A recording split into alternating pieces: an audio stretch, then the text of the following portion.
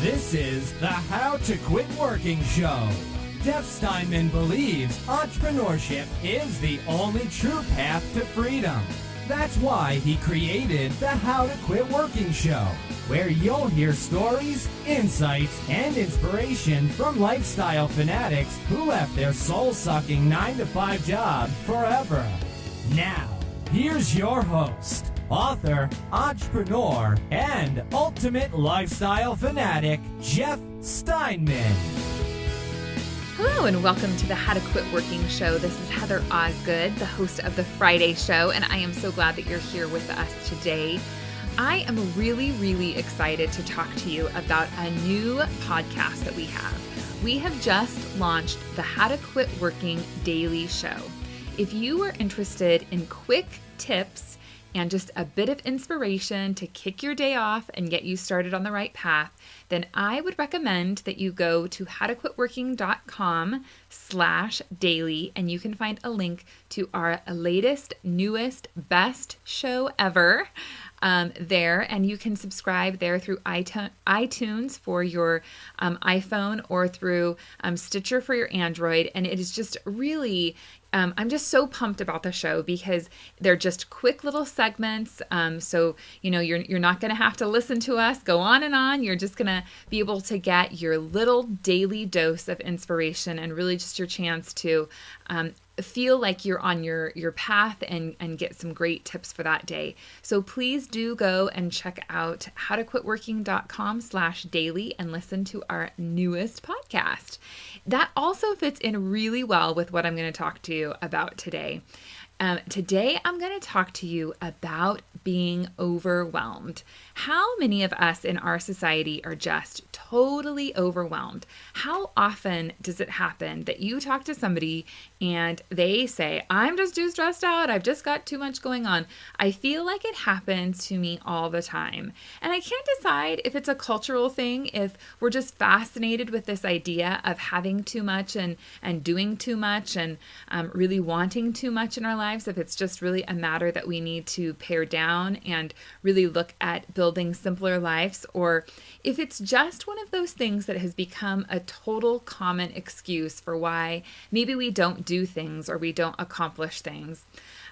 Any way you want to look at it, the reality is that lots and lots of people feel overwhelmed. And I talk to clients and I talk to prospects daily who say, I'm doing great. I just feel really overwhelmed. And they just want to, they just want to feel a sense of accomplishment at the end of the day. They want to feel like they can breathe, they can relax, they can dream, and they can just really live. And a lot of times, all of the stuff that we have pressing down on us is what really creates this feeling that we can't do, and that we want to do more, or we want to accomplish more, and we just get to this place where we have the inability to actually really create the lives we want to create.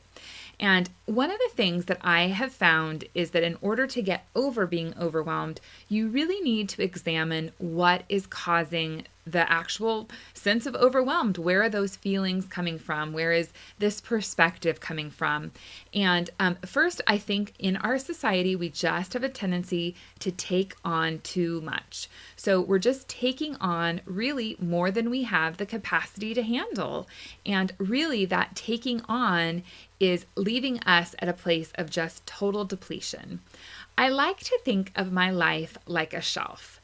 And I usually, when I'm imagining my life as a shelf, I imagine that it's a shelf that is attached to a wall with brackets. And on this shelf, I can fit lots of things.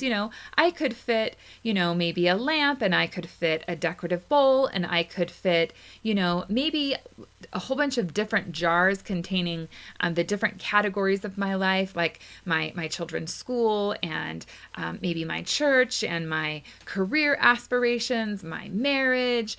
Everything has its own kind of container, and I can stack all those things on my shelf. But at some point, my shelf is going to become full. It's going to be more full than it has space for, and I'm going to start to stack things on top.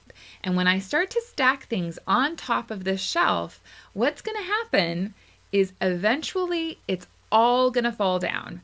If you can imagine, actually really doing that. I think we probably have all had an experience where you put too much stuff on something and it all comes tumbling down. And what does it do? It just creates a massive mess.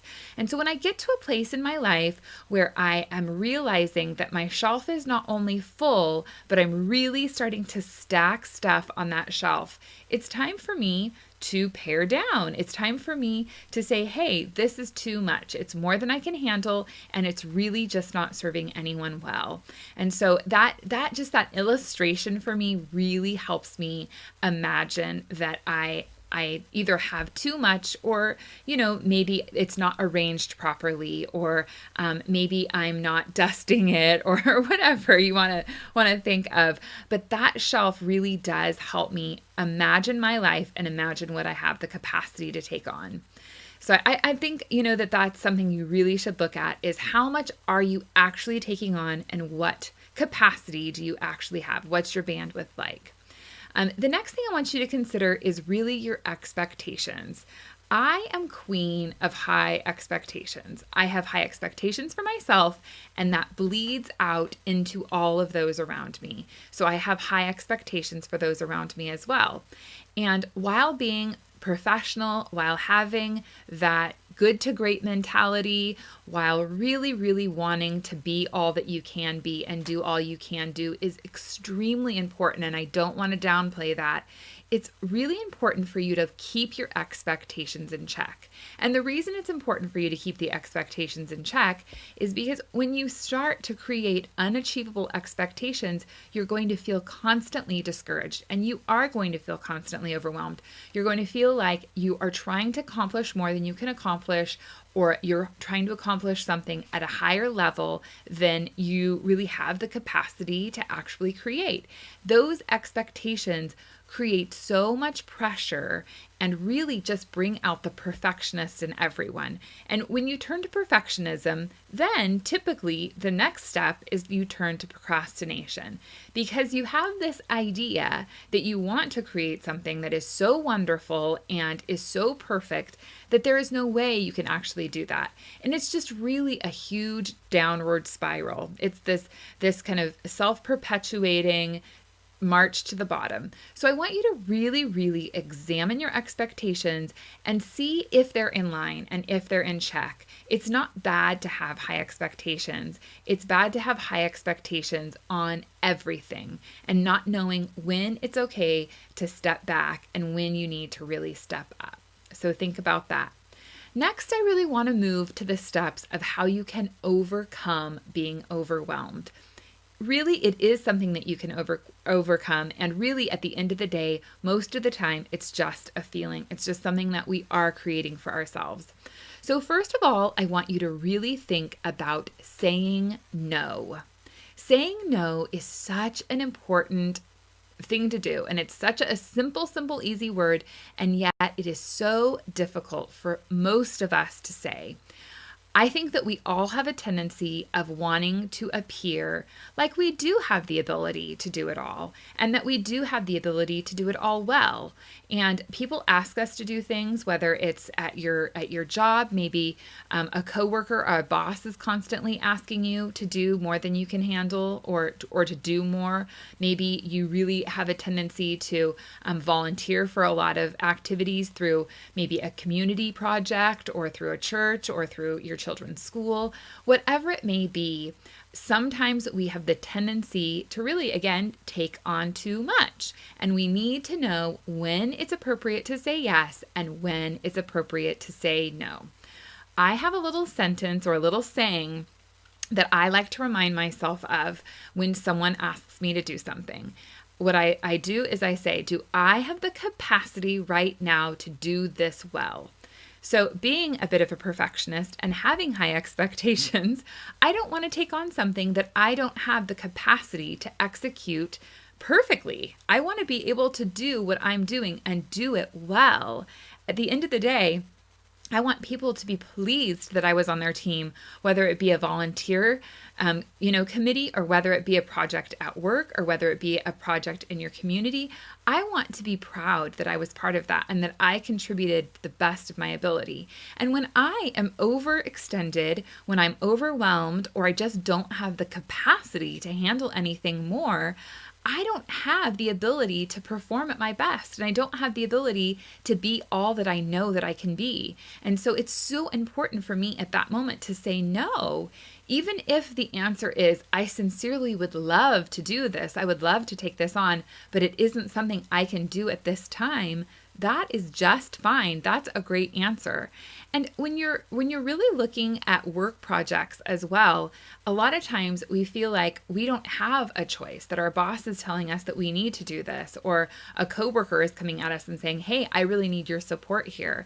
And at those times, it's really important for you to sit down and examine all that you have on your plate, and sit down with your boss or sit down with your coworker and say, "Okay, these are the things that I have on my list, and these are the importance that I've given each of these tasks, and those values have been placed by instructions or goals that I have gotten from my superiors, and if this isn't something that is important to you and you want me to reprioritize in order to get this new task accomplished, then by all means, let's do that." But really sitting down with your boss or your coworker and examining your to-do list is really very powerful, because it allows them to see that you do have a full plate, and that in order to accomplish more, you're going to have to take something off of your plate. And it is okay at work to say no to things. It doesn't mean that you're not ever going to get promoted, or that people aren't going to think that you're a hard worker. You don't always have to say yes. So I want you to really think about practicing no, and practicing no in the right moments at the right time.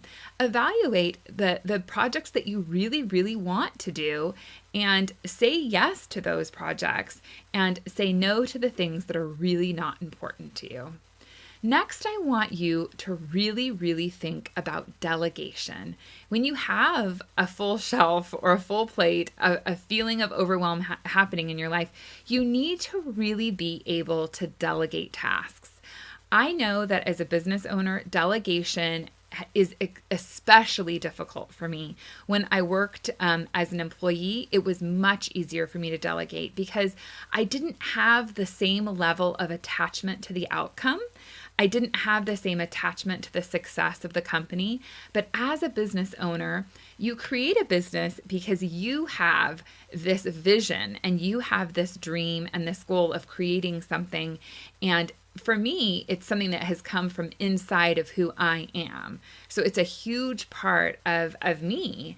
And I want everything to be executed exactly the way I want it. That's the reason I have a business, is so that it can be the way I want it to be, because I think that I have something unique to offer the world.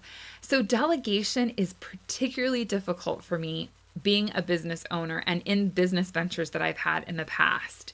And the reason that it's so difficult to delegate is because really at the end of the day, I haven't always believed that others could do the job as well as I could. And really, that's the only reason people don't delegate, is because they think that they can do something much better than someone else could. And when it's your own business, you feel that in a different, deep way, that you really believe you are the best to do this, or you wouldn't have this company. Now, I have experienced that the first couple of years, you really want to do everything yourself. And then as time goes by, more and more, you really love the idea of giving up some of the tasks and moving them to someone else's plate, because you just kind of get tired of doing them. And, so that is kind of an upside side to that. But what I want you to really think about is that oftentimes delegating a task, I would say most of the time, delegating a task is going to take more the first time that you train the new person to actually do the task. And that's part of the reason that we always are stopped up by delegation, because we think, I can do this right now and I can do it much quicker than if I have to sit down and train someone else to do the task. The reality is at the end of the day, at the end of the week, month, year, you're going to have saved yourself a ton of time because that person is going to have done that task repetitively and hopefully well because you've trained them well. And that will really benefit you in the long run. So really, really think about delegation. I like to ask myself the question when I do a task, is there anyone else who could do this? Because a lot of times we don't even ask ourselves that. We think, oh, well, I'm doing this. It's on my to-do list. And I had to really, really get into the practice of saying, wait, do I need to do this? And why do I need to do this? And who else can do this? And then really pushing those tasks, especially when you have a team of people working under you within your organization, really pushing as many tasks as possible off on to someone else who can do it. And the reason that you want to do that is because as a leader of an organization, your job isn't to constantly be doing. Your job is to be the visionary for the organization. Your job is to be the leader of the organization. And when you get really bogged down in the monotony of doing, you really don't have the opportunity to really be and to be a strategist and to work on your business instead of in your business. So really think about trying to get out of the monotony of doing lots and lots of little tasks. Of course, when you get started, you have to do most things yourself, especially if you're trying to bootstrap your company. But when you get to a place where you do have a team, really, really think about delegation. I want you to also really think about the resources that are available online. My husband and I are running this online e-commerce business, and Fiverr has really just been an awesome resource for us. So if you haven't had a chance to check out Fiverr.com, I would really recommend that you go there. It is just a treasure trove of resources, and it's amazing what people will do for very, very little money. And so if you're really feeling bogged down by any part of your business, really look at how you could outsource that project. VAs, virtual assistants, have become huge, and there are opportunities, especially if you're working your full-time job and trying to start a business. If you can hire a VA to help you and create that strategy or that plan and execute some of the tasks that you're having a hard time with, it can be so, so valuable. And the thing that's great about a VA is that you're not employing them full time. You might, be able to get them for just a few hours a week. And sometimes when you're starting, that's all you need is just that little extra bit to kind of get you over the hump, to really get you to that level of success. So really think about delegation.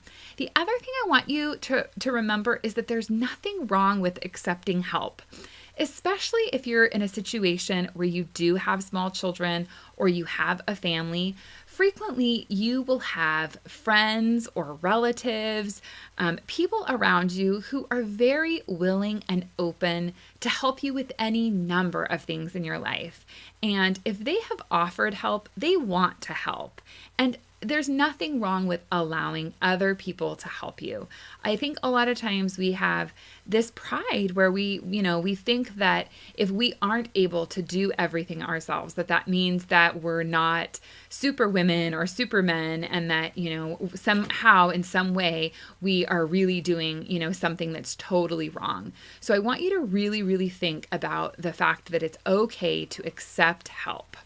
Next, I want you to think about creating really good, solid routines in your life. I love routines. Routines are kind of magical in some ways for me because they really help keep me in check, and they help me really know that I am doing everything right in my life and in my day. And if you don't have routines, I want you to really, really examine how they could help you. I have routines set up for my mornings and my evenings. And truthfully, I have routines set up for just about all of my steps in life. And for me, given my personality and my upbringing, it makes me feel very secure, knowing that I have a path and a system that I'm going to follow. And following this path and this system really helps get me to my outcome and my goal. And that's what's really important at the end of the day, is getting to that correct outcome and that goal. For me personally, that's what I'm striving for. And so I want you to really, really examine, do you have routines in your life, and are they serving you well?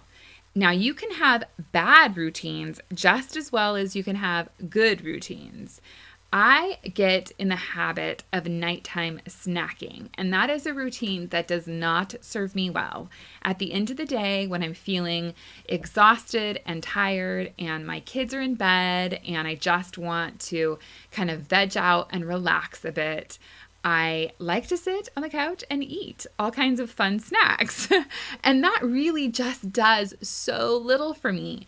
And if I follow that routine, it's on a bad path for me.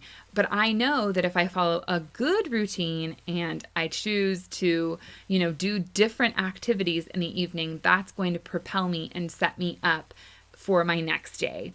Now, if you are a person who really feels like having routines is, just like someone putting you in prison, perhaps you just really view yourself as a free spirit, and like the whole idea of having something that you do day in and day out just feels horrible, then I would really advise you to think about kind of maybe just going for a lighter routine. So think about, the idea that perhaps you just set a morning routine and an evening routine.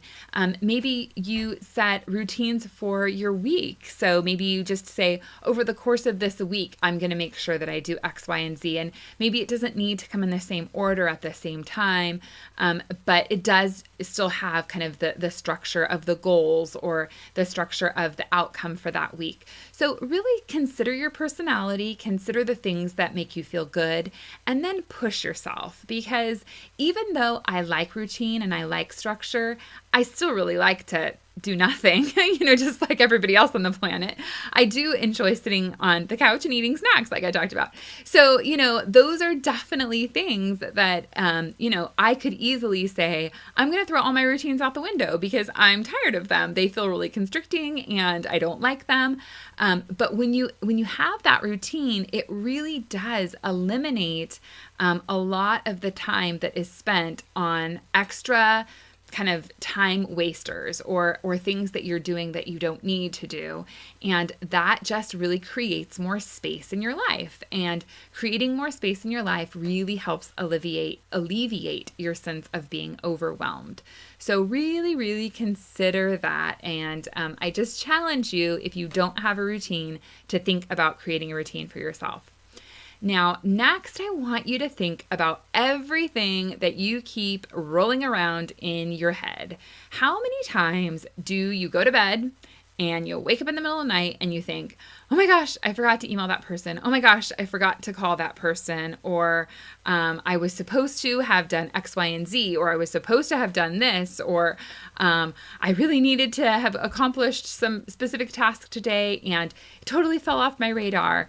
Another common worry or concern in the middle of the night is, I don't have enough money, as a business owner, it never seems like there's enough money. I don't have enough money to pay this bill, or I don't have enough money to pay that bill, or, maybe I need new clients, or I need to do this, or I need to do that.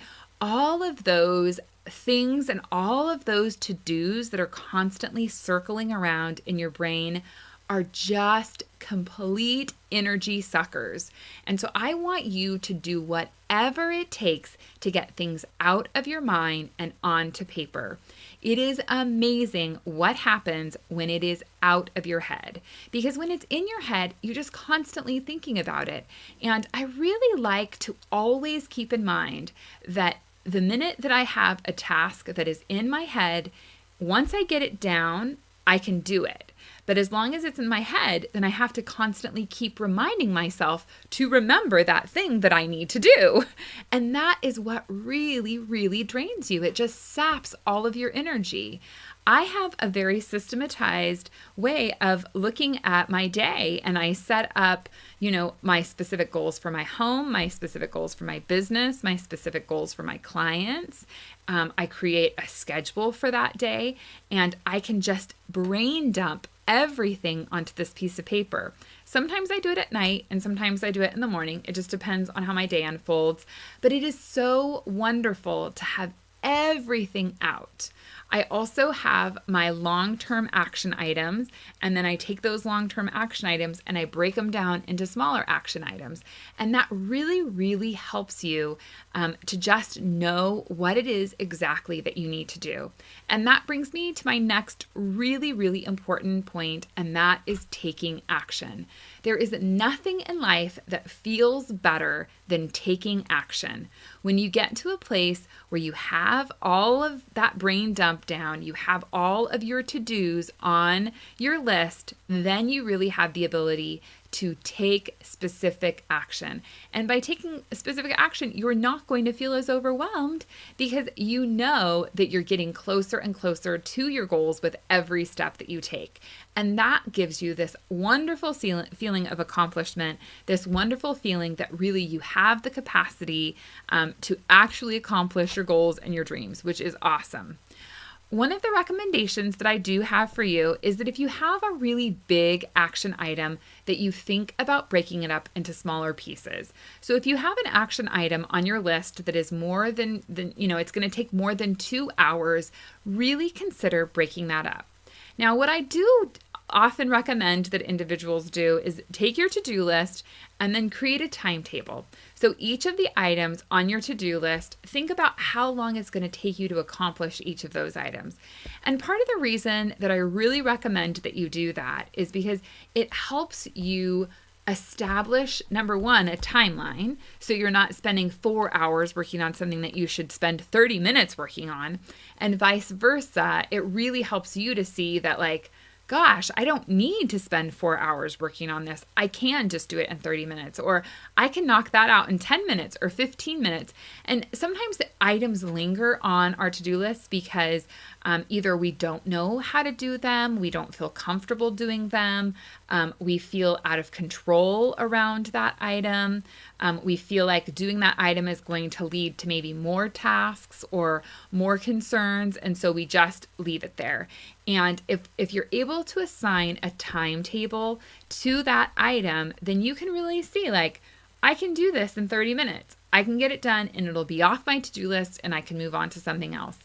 So when you've got these big tasks, like I was saying, these maybe 2 hour plus tasks, think about breaking them up into small action items. So I like to, just use the idea of if you're creating an annual budget for your company, that might feel like a really overwhelming task for you to do. It might feel like this is something that's going to take me hours. I don't even really know where to start. How should I do this? When should I do this? And so you want to create that you want to take that big action item and break it up. So the first action item might be, I'm just going to open up a document. I'm going to save it. I'm going to name it. And I'm going to use that template that I had from last year for creating my budget. And it's going to be ready to go. That's a simple, easy to do that you could maybe do in 5 minutes, and you've got one step down. And then next, I'm going to go and I'm going to evaluate, do I have all of the expenses put in? And then I'm going to evaluate, do I have all the income in? Or, and hopefully, you're working out of QuickBooks or some program that's, facilitating the process of creating the budget. But really just breaking it up into small steps will allow you to feel a sense of accomplishment. Because if you've got this huge, hairy, audacious kind of task laying on your to-do list, you're like, gosh, I don't even have any idea when I can get that done. I don't have any idea when I can sit down for 8 hours and do the budget. But you don't need to have 8 hours. You just need to have an hour today to get 2 of the steps done to get you closer to your goal. And then at the end of the day, you're going to have this great feeling of accomplishment. You're going to know that, you've really done something to move your business forward, and that you're on the right path. And that helps alleviate your overwhelm and your stress so much. So I would really, really recommend that you think about taking action. And then finally, if you're feeling overwhelmed, I want to recommend that you really think about breathing. Breathing is absolutely amazing. That sounds super funny to say that, but it is true. And obviously, I don't mean just breathing in and out. I mean thinking about conscious breath. And so really slowing your breath down, taking deep breaths, taking a deep breath and then exhaling longer than you took in the breath is very, very calming. There are tons of wonderful breathing exercises that you can look up on YouTube.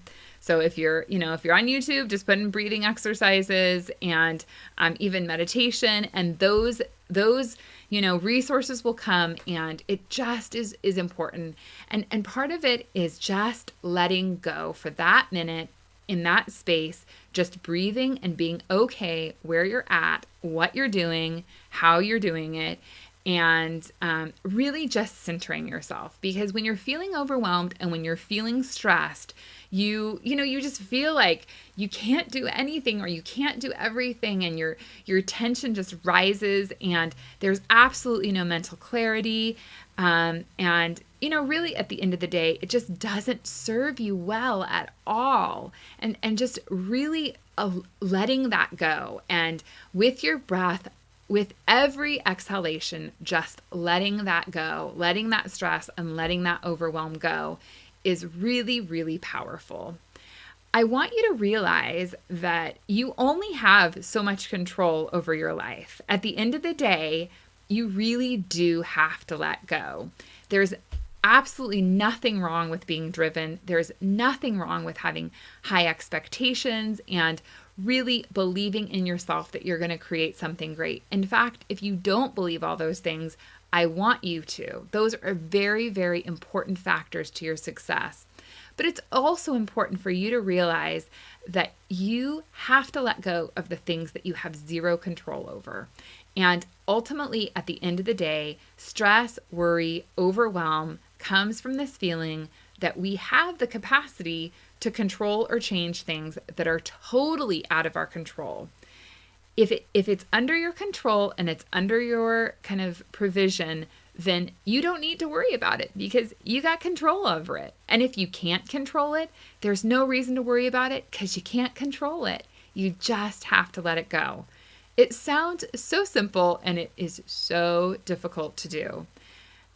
Being overwhelmed, being stressed out, being worried about what's going to happen is really just not serving you well. It's not doing anything to really help you get to where you want to be. So I hope that you can take these tools and really examine how you could apply them and how you can pare down your life and really bring into your life what is valuable for you, what is really, really igniting your passion and your dreams and your goals, and just bringing to life the essence of who you are. At the end of every day, we are happy that you are on this planet and you have a special purpose and a special being, a special reason why you are here, and you need to deliver that. And you're only going to be able to deliver that if you can break through your feelings of overwhelm and be all that you have the capacity to be.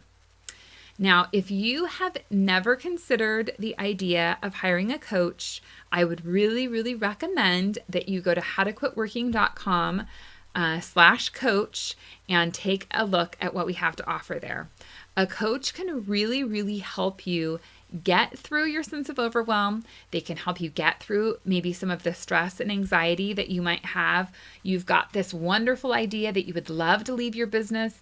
You would love to leave your job and start a business. You really, have this desire to do something great and create something great, and yet it just feels overwhelming. It feels like something you can't accomplish. But I am the certified How to Quit Working coach, and I can tell you that I definitely can help you walk through that process. I have been in your shoes. I have been in that place where I'm working at a job 50 plus, 60 plus hours a week and thinking, is this all there is to life? Because I want a whole lot more than this. And really going from working in that job to creating businesses that are thriving and businesses that are really just allowing you to be the creative person that you are is so empowering, and really just allows you to really come alive. And I have been down that path, and it is the most rewarding experience of my life. And I just really encourage you, if you are thinking that you are ready to take your business ideas to the next level, if you really want to get serious about quitting your job and starting a business, please reach out to me. I would love to talk to you. You're more than welcome to call me or email me at any time. And if you have any questions about coaching at all, last Friday I did a great segment about coaching in specific, and I'd recommend that you take a listen to that. Coaching is really the practice of allowing you to perform at your peak potential. And I know that you have everything that it takes to really quit that job, to start a business, or if you are a current business owner and you're feeling like, this isn't really what I signed up for, and I'm not getting everything out of my company that I know that I have the capacity to really gain, give me a call. I would love to talk to you. I like nothing more than working with business owners and people who want to start businesses to really help empower them to create all that I know they have the capabilities of creating. Thank you so much for being with us and being with me here today on the How to Quit Working show. I hope that this leaves you feeling light and energized and excited, and that you are ready to let go of your sense of overwhelm and really conquer the world. I will talk to you very soon, and until then, take care. Thanks for joining us on the How to Quit Working show. Tune in next time when we'll talk to another amazing person just like you who is now living the ultimate life of freedom and doing it on their terms. If you want to learn how to quit working and get these episodes delivered directly to you, visit howtoquitworkingshow.com.